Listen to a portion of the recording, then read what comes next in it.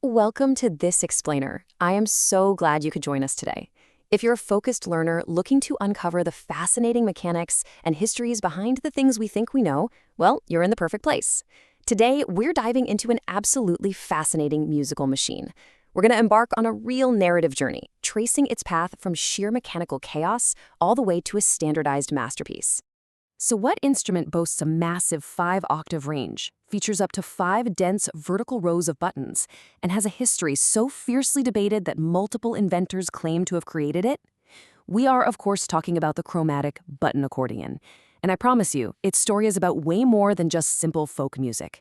This is a tale of engineering, intense rivalry, and a relentless quest for the perfect acoustic design. Section 1. Meet the musical powerhouse, the capabilities of the Chromatic Button Accordion. Okay, let's dive into this by looking at the sheer acoustic power of this modern marvel. When you compare this machine to its piano-keyed cousins, the numbers are just staggering. The right-hand manual covers 5 octaves plus a minor third. To put that into perspective, that range stretches from an actual E1 all the way up to a D9. And get this, some models even feature a 32-foot register on the treble side, letting the instrument plunge all the way down to a subterranean E0. The sonic real estate here is absolutely immense. Section 2. Anatomy of the keys. How the buttons are arranged. So we've seen its acoustic range, but how on earth does a human hand actually navigate all of that? Well, the secret lies in its spatial layout. The melody side consists of 3 to 5 vertical rows of buttons, arranged chromatically. Because of this dense, uniform layout, you get uniform fingering and chord shapes across the board. Now, if you're playing a 5-row layout, those 2 additional rows actually just repeat the first 2. This incredibly clever bit of engineering gives the player unparalleled fingering options. Because the buttons are packed so closely together, jumping to notes that are 2 full octaves apart, something that would require a massive, painful hand stretch on a piano, is suddenly easy. And while your right hand is flying across those chromatic rows, what exactly is the left hand doing? Usually, it's navigating the Stradella bass system. This is a highly standardized layout that provides single bass notes and preset chords, essentially giving you an entire rhythm section right at your fingertips. It's worth noting that some players do opt for various free bass systems instead, but the Stradella remains the most iconic pairing with those chromatic buttons. Section 3. The price of power. Every superpower has its kryptonite. But to really understand how this machine became a marvel, we also have to look at the physical and mental trade-offs. On one side, we have our Chromatic Button Accordion, the absolute king of range and fingering options. But on the other side, we have the piano accordion. Now, the piano accordion actually boasts easier sight reading and a standard, very natural hand positioning. Why is that? And this brilliantly illustrates the catch.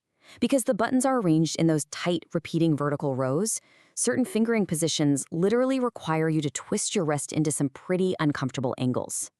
Plus, having all those alternative fingering patterns, it's kind of a double-edged sword. When a musician is trying to sight read a complex piece of music on the fly, having 3 totally different ways to play a single chord can actually cause mental paralysis. It can stunt them right in the middle of a session. Moving on to Section 4, a chaotic origin story, finding form in the 1800s. So, how did we end up with this brilliantly complex, slightly confounding instrument? Well, the beginning of this journey was definitely not a clean, straight line.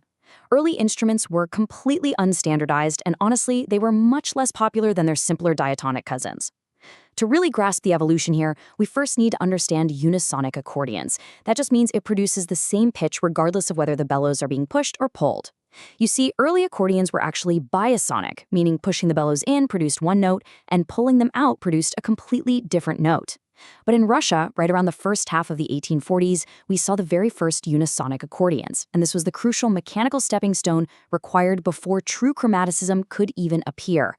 Now, the crucial point here is this frantic timeline. Chromaticism finally appears in the 1850s, but it sparks an absolute inventor's race. Just look at these conflicting historical claims. Franz Walter claims he built the first one as early as 1850. Then Nikolai I. Bolobodorov jumps in with the claim in 1870. And George Meerwald stakes his claim as late as 1891. It was just this wild era of fierce experimentation all across Europe. And because of this chaotic race, the instruments being produced back then were far from standardized masterpieces. For example, early versions like the Chromatic accordion didn't even have that iconic Stradella bass system we talked about earlier. Why? Because it hadn't been invented yet. Instead, they utilized highly unusual systems like bisonoric bass buttons, where the angle of the rows wasn't unified at all. It was literally the Wild West of instrument making.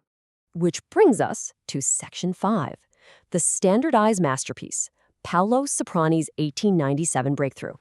Thankfully, our narrative journey has a triumphant resolution. The chaos just couldn't last forever, and the instrument finally found its ultimate form. Let's break down the massive breakthrough that happened in 1897. Paolo Soprani, who was looking to end all this mechanical confusion, partners up with Mattia Baraldi and Raimondo Piatanesi. Together, they patent the modern chromatic button accordion. They finally married those dense chromatic right-hand rows with the standardized Stradella bass system on the left. By utilizing global mass production and standardizing the sales process, Soprani effectively ended that chaotic inventor's race and gave the world the reliable masterpiece we recognize today. And once it was standardized, this musical powerhouse just set off to conquer the globe. It evolved into these distinct, localized forms that are still played passionately today. We have the famous Russian bayan, the historical Chromatic accordion, and a massive powerhouse from the former Yugoslavia called the dugmatara. The dugmatara often boasts a staggering 140 bass Stradella layout, paired with a specialized 6-row chromatic layout based on the B system.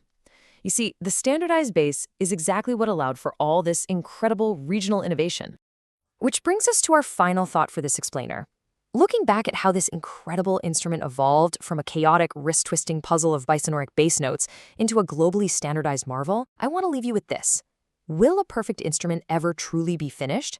Or is invention just a relentless, twisting journey of iteration? Decades of collaboration, rivalry, and brilliant engineering all pushed and pulled together to create the chromatic button accordion. It really proves that invention is rarely a solitary lightning strike. It's an ongoing, absolutely fascinating story. Thank you so much for learning with me today, and as always, keep asking the big questions.